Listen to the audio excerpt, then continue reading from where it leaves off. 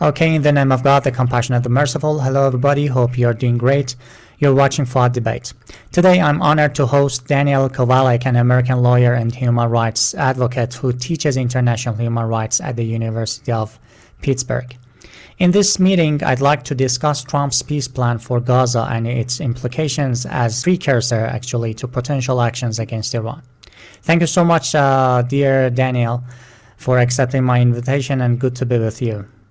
You're very welcome. Thank you for having me. You're welcome. Let's get started with Trump's plan. As an introduction, I'd like to ask for assessment of this plan, how compatible it is with the interest of the Palestinians. Yeah, I think not at all. This is really a neo-colonial plan for the U.S. and Israel to take over Gaza, which, by the way, Trump has been honest about, right? Since he became president, he talked about turning Gaza into the Riviera of the Middle East, and I think that's the plan. And of course, they're talking about maybe having Tony Blair as the viceroy. They're not calling him that, but essentially he'd be the viceroy of Gaza. So the plan calls for the total surrender of the Palestinian people. And what's left of them, by the way, because I think, Netanyahu's plan is that there'll be no one left in Gaza. So this isn't a peace plan. This is a call for unilateral surrender of the Palestinian people, in my view. Sure. And do you think this plan could escalate tensions in the region? If so, how?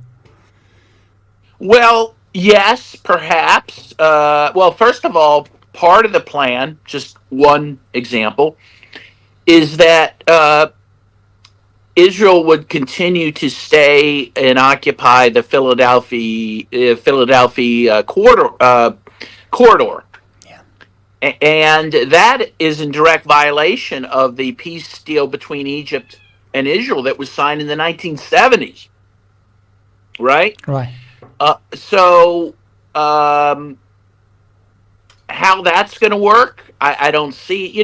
Though I'm a little hesitant, as you hear in my voice, about the question of tensions in the Middle East, because sadly, most of the leaders, including the one in Egypt, are totally compliant with the West. Right? I mean, Israel's already in violation of the peace agreement with Egypt, and they're doing nothing. Right? Right. All they're doing is disappearing people and arresting people who are trying to help Gaza. They're doing that. By the way, I was arrested in Cairo about a year ago, trying to get to Rafah. And the same's true with Saudi Arabia, Qatar, UAE, Jordan, Turkey. All of these countries, they don't seem to care about the Palestinian people. They claim they do, but they don't. So will it raise tensions? I mean, I think only as far as the people in the region are concerned. The people are upset. They care about the Palestinians, and maybe some governments will fall over this, But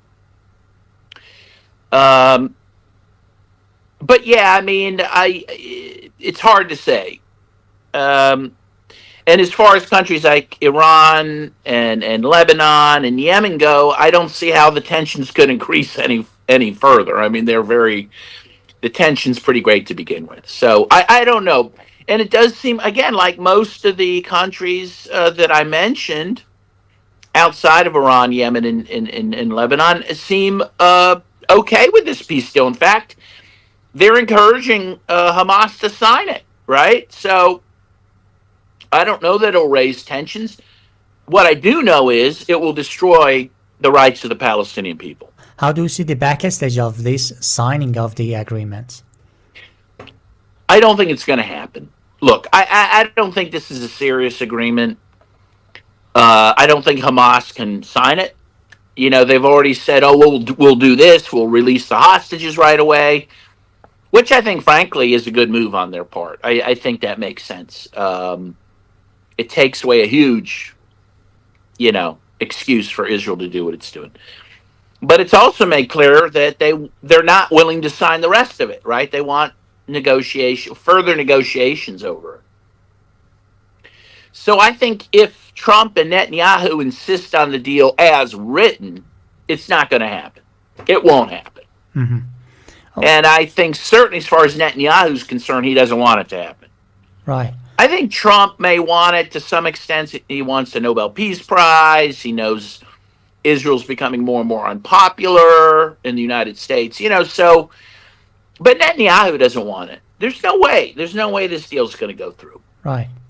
What factors might hinder the implementation of this plan, and what strategies could be employed to address these obstacles? I mean, there's one big obstacle, and that's the Palestinian people, right? Yeah, right. And how are they going to get rid of that obstacle? They're going to murder the Palestinians and or ethnically cleanse them. I mean, that's the plan, Mm-hmm. and they're carrying forward with that plan. Yeah, right. And I say that very sadly. I have friends in Gaza. I know how much they're suffering, but that's the obstacle. You know, the myth of Israel has always been it was a land without a people for a people without a land. Well, there's always been people there. But they want to now make that myth a reality. They want to make Gaza a land without a people. That is what they're trying to do. You're And right. the only way to stop it is through military intervention, which is what my friend President Gustavo Petro of Colombia is saying. He's absolutely right. There needs to be military intervention to stop this. It's not going to stop through a negotiated settlement. Benjamin Netanyahu will never let that happen. Mm-hmm. What role do regional countries and the international community play in supporting or opposing this plan? Well, it seems like most of the region is supporting the plan, again, outside of Iran, Yemen, and Hezbollah. Iran, Hezbollah, and Yemen are the only countries that really are doing anything to help the Palestinian people. Let's be very clear. In a real way, Mm-hmm. The rest of the world, unfortunately, is complicit in one way or another. I mean, that's the simplest terms I can put it in, right? You have China and Russia who, again, they say good things, but then when it comes down to it, they still trade with Israel. They still recognize Israel. I think China is Israel's biggest trading partner, in fact. So every country in the world outside the three groups or countries I mentioned are complicit on some level or another. And that's the sad part of it. Maybe you can accept Colombia, South America, which is also in Cuba, Nicaragua, Venezuela. There's a few exceptions, but most of the world is just watching on and either allowing it to happen or like the US and Germany and Great Britain, they're actually providing the military assistance to carry out the genocide. So, I'd like to ask my first question in different way, and I'd like to ask you to expand your idea if possible. What impact does this plan have on the current situation in the Middle East? And could it lead to potential actions against Iran?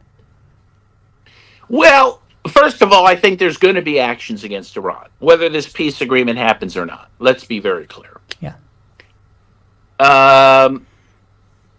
If the peace agreement goes through, will that be used as? Will that itself be used against Iran?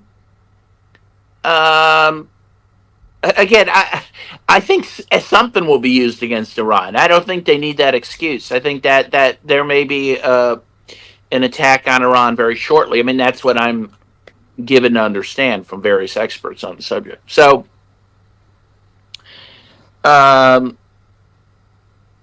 as far as the peace agreement itself, it's not going to happen. Okay, so and maybe it not happening will be an excuse to attack Iran. Right? They're going to say, "Oh, these folks don't want peace, so we're going to make war."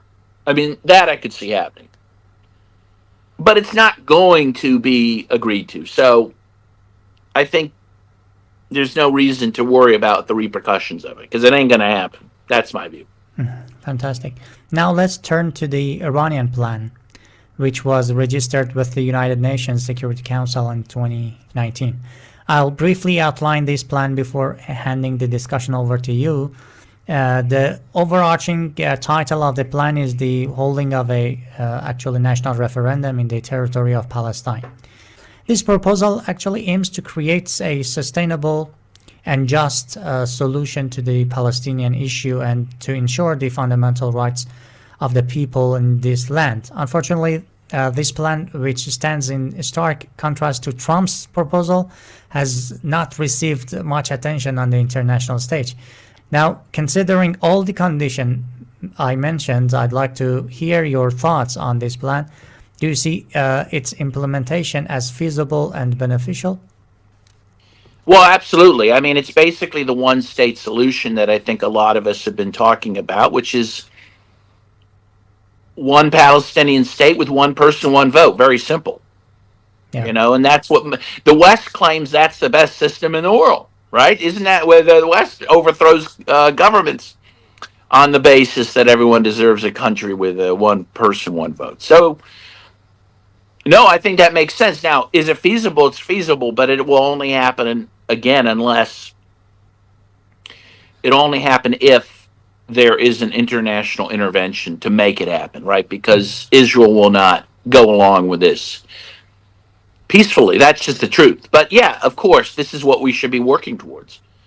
In the same way that the international community worked towards a similar outcome in South Africa, successfully, ultimately. Though that took military intervention too, which very few people know about. The heroic Cuban intervention backed by the Soviet Union in the region. That was critical in making that happen. And you're going to need the same type of intervention now.